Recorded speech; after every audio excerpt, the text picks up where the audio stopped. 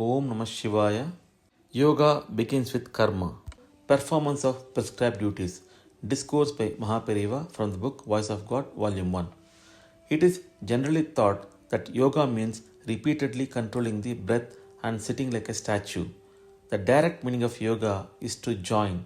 In life, we have to join with several things, but such joining, association, does not remain permanent. That is why the mind is continuously in a state of oscillation.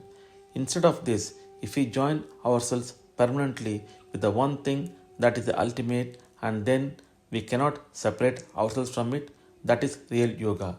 That one thing is Paramatma, who is the root of all our minds. Yogis control breath in order to turn the mind towards the root. This is because the root where thoughts arise is the same for the breath. Therefore, if breath stabilizes in its root, the mind also goes to its root and subsides.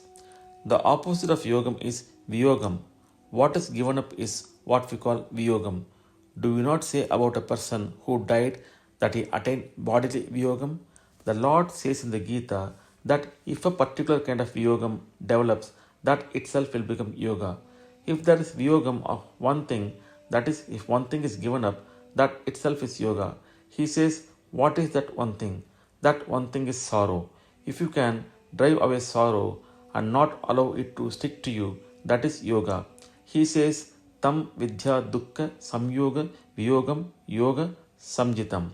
The pleasures that we talk about from the point of view of worldly life are also part of this sorrow.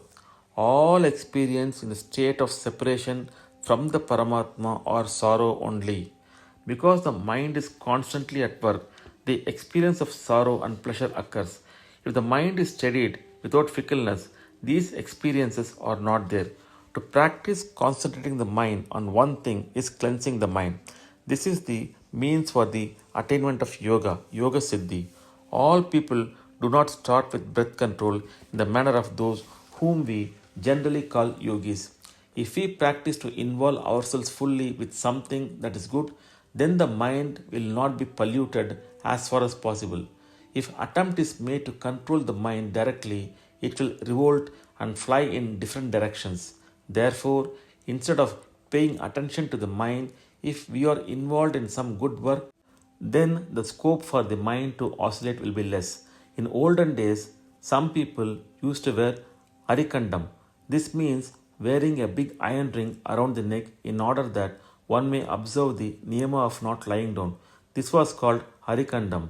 If one wears this, then he cannot lie down even if he wants to. In the same manner, to prevent the mind from flying this way or that, like wearing arikandam, we should be fully involved in good acts.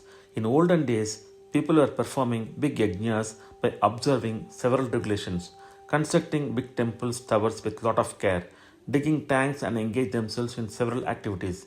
These activities did not stop with achieving the immediate goals. The important objective was to practice concentration of mind and cleansing it. Even in the midst of such good deeds, several hardships and indignities will definitely have to be faced.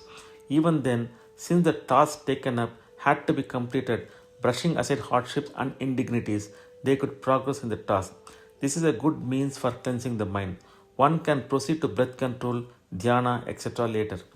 At the end, just as a karakodi rolls fast without attracting any dirt, if you throw some vibhuti on the karakodi, it will shake off and run without being attached to any pleasure or sorrow. Let us run towards the Paramatma and join him. Joining thus is yoga. This is our original state. That is the end stage too. In between, we have somehow changed. Because of this, we are unable to understand that stage. If we have to reach that stage, from where we are able to understand, we have to start with karma, doing the duties. Om Namah Shivaya. In the next post, let us listen to MahaPeriyava speak about Karma Yogam. Om Namah Shivaya. Hara Hara Shankara Jaya Jaya Shankara. Kanchi Shankara. Kamakoti Shankara.